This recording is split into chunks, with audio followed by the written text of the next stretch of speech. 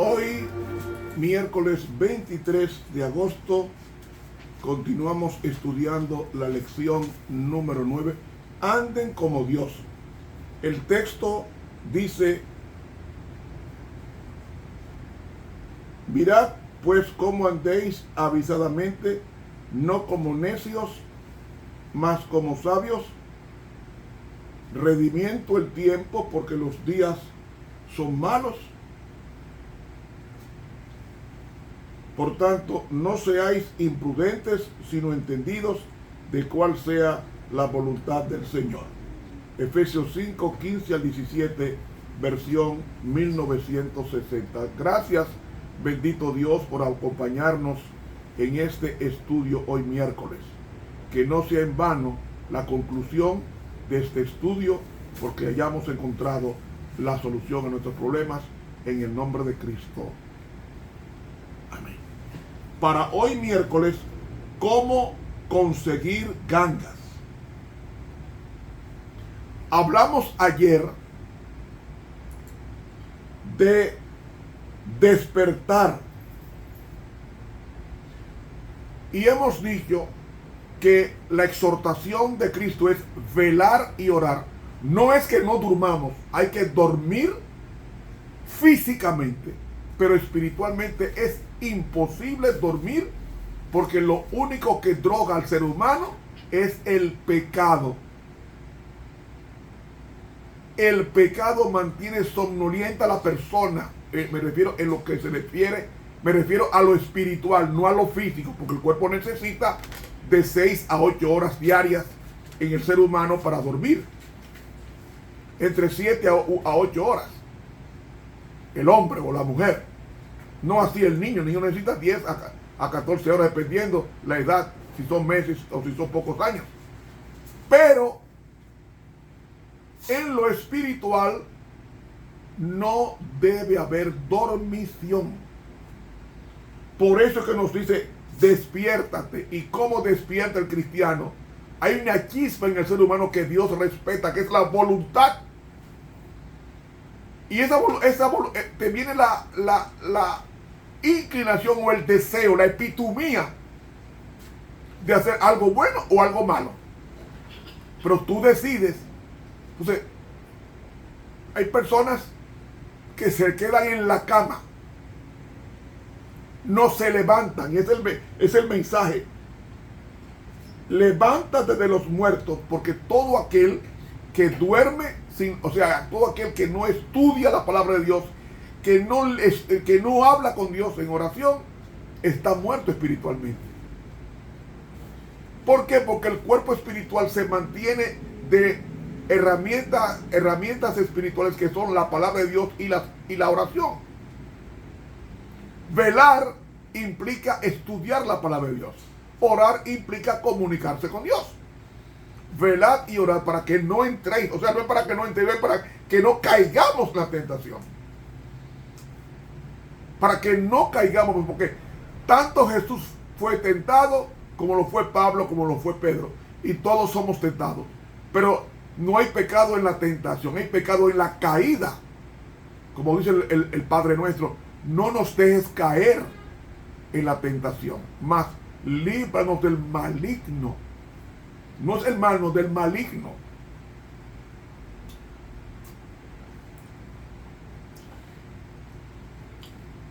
Aquí nos dice, versículo 16, redimiendo el tiempo. En otras palabras, sácale provecho al tiempo. Dice un refrán: tiempo que se va no vuelve.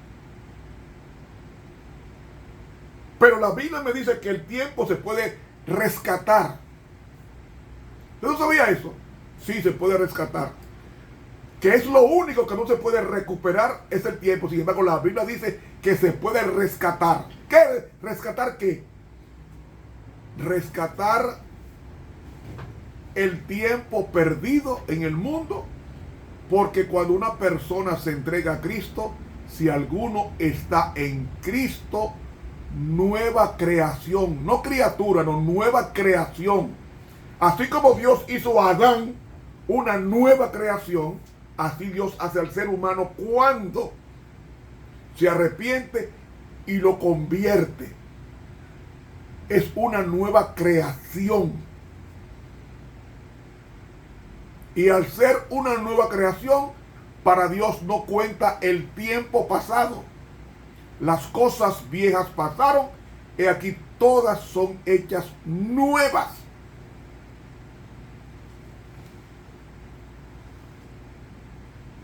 Tiempo que se va no vuelve, eso es verdad. El tiempo se pierde, es verdad. No se recupera, es verdad. Pero la Biblia dice que sí se recupera.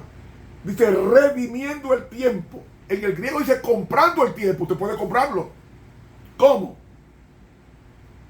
El tiempo se redime porque el reloj se para y regresa cuando nosotros no obedecemos la palabra de Dios. Y la luz no se devuelve.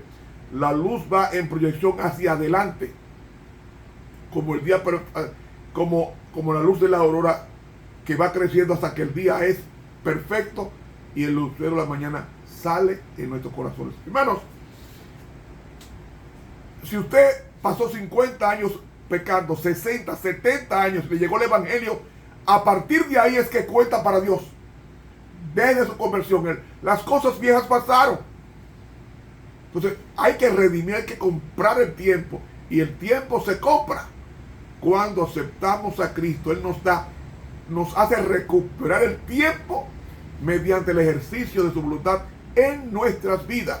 Y no vivo ya yo, mas vive Cristo en mí, según Gálatas 2:20. Esa es la gran realidad. El tiempo se puede recuperar. La palabra lo está diciendo, redimiendo el tiempo, porque los días son malos. Porque el mundo va de mal en peor. Entonces dice, por tanto, no seáis imprudentes. Una mejor traducción es ignorantes. El cristiano tiene que ser sabio. Y ser sabio es aplicar el conocimiento en su propia vida. Si la Biblia te dice a ti no mates, no mates. Aplica ese mandamiento en tu vida. No robes, no calumnies. Habla, explica, aplica e implica eso en tu vida. Eso es ser sabio. Porque el pecado está en aquel que sabe hacer lo bueno y no lo hace. Ser sabio es eso. Edificar una casa sobre la roca. Y la casa es el carácter. Una vida semejante a la de Dios. Pero tiene que tener como base la palabra de Dios, la roca, que es Cristo, y Cristo es la palabra, el verbo de Dios. Redimiendo el tiempo porque los días son malos. ¿Cómo fue que le dijo el proverbista Salomón a los jóvenes de su época? Acuérdate de tu Creador en los días de tu juventud, antes que vengan los días malos, en los cuales digas, no tengo en ellos contentamiento. Eso es redimir el tiempo. Eso es redimir el tiempo.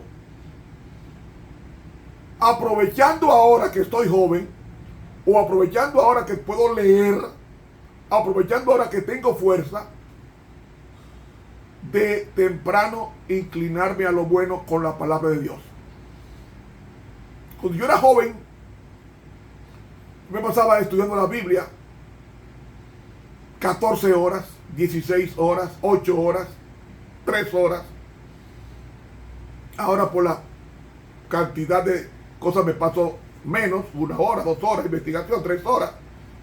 Pero cuando termino el estudio, yo siento una calma y una ligereza en mi vida interior. Porque estoy recuperando el tiempo perdido en la palabra de Dios que vive y permanece para siempre. Y dice, por tanto no seáis ignorantes, sino entendidos de cuál sea la voluntad de Dios. Yo ya pregunto, ¿Qué es la voluntad de Dios?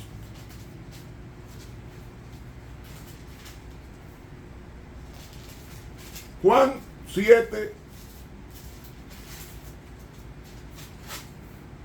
57, Juan 7, 17 nos dice: el que quisiere hacer su voluntad conocerá la doctrina, si viene de Dios o si yo hablo de mí mismo. ¿Qué es la voluntad de Dios? La voluntad de Dios es hacer lo que Él dice. ¿Qué es la voluntad de Dios? Los 10 mandamientos. Obedece los 10 mandamientos con mi espíritu, porque por ti mismo tú no puedes. Porque tú eres carnal y la ley es espiritual. Entonces, para yo poder obedecer la ley de Dios, necesito tener una mente espiritual.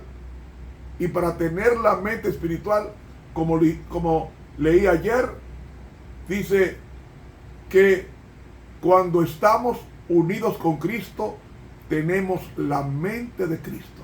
Pues si tenemos la mente de Cristo, todo lo puedo en Cristo que me fortalece. La pureza y el amor brillan en el carácter, la humildad y la verdad rigen la vida. La misma expresión del rostro es cambiada. Cristo, que habita en el alma, ejerce un poder transformador y el aspecto exterior da testimonio de la paz y del gozo que reinan en lo interior. Mensaje directo, tomo 1, página 395.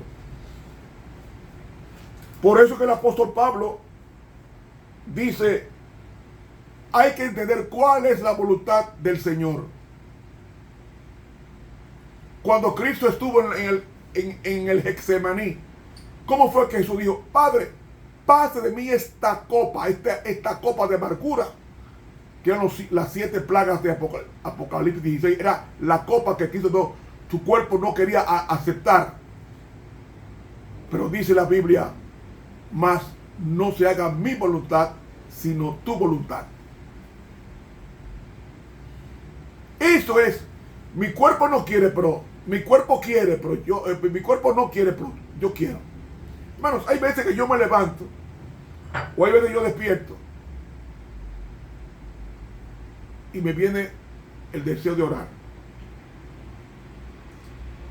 Y el enemigo, ¿sabe qué hace en ocasiones? Me pone el cuerpo pesado para que no me levante.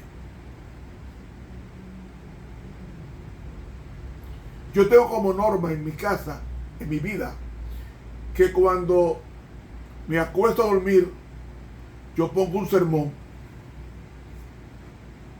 Anoche puse un sermón y no lo escuché completo porque me dormí. Pero al dormir, yo dormí con lo que estaba escuchando de la palabra de Dios. Supongamos que yo me quedara muerto en la cama. ¿Qué va a pasar con mi mente? Dice la pluma inspirada en el libro Eventos de los últimos días, el capítulo 20, que cuando yo resucite, reanudaré mis pensamientos suspendidos por la muerte. Es decir, cuando Cristo venga, el sermón va a continuar hasta verme cara a cara con mi Señor, a quien yo sirvo diariamente. Este es el propósito de la voluntad de Dios, prepararnos para vivir con Él. ¿Y qué es la voluntad de Dios? Esta es la voluntad de Dios, la palabra de Dios. La voluntad de Dios es su palabra, obedecerla. Por tanto, no seáis ignorantes, sino entendidos de cuál sea la voluntad de Dios. Hay que aprender lo que Dios quiere que yo haga.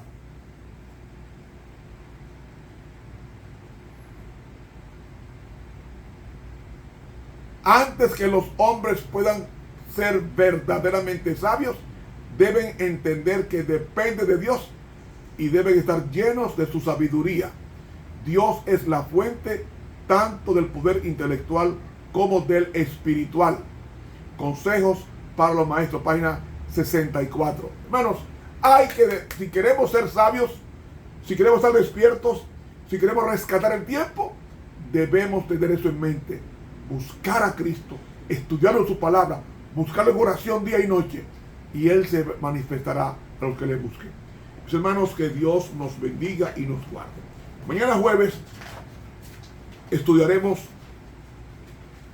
adoración llena del Espíritu Santo. Suscríbase a este canal de YouTube, dele clic a la campanita y suscriba a otros. Hasta mañana, jueves 24 de agosto.